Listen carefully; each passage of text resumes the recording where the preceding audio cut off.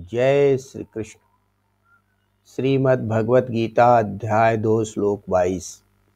वासांसि जीर्णानि यथा विहाय नवानि गृह्णाति नरो अपराणि तथा शरीराणि विहाय जीर्णान्यन्यानि संयाति नवानि देहि।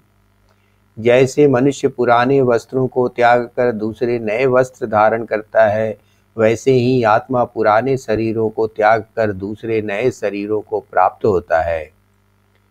भगवान कहते हैं कि मनुष्य का स्वभाव है कि वह हमेशा नवीनता अपनाना चाहता है।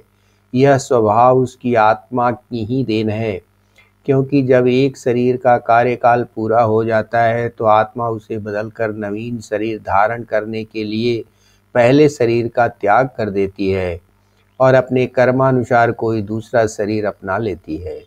यह ठीक वैसी ही बात है जैसे अपने सामान्य जीवन में वस्त्र के पुराने और जीर्ण शीर्ण हो जाने के बाद हम उसका त्याग कर देते हैं तथा कोई नया वस्त्र धारण कर लेते हैं।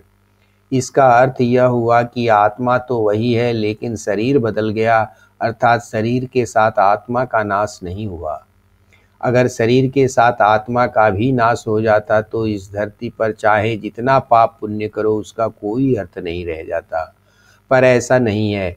इस शरीर के द्वारा किए गए पाप पुण्य को उसे अगले शरीर में भोगना पड़ता है, क्योंकि आत्मा तो वही रहती है। जय श्री कृष्ण।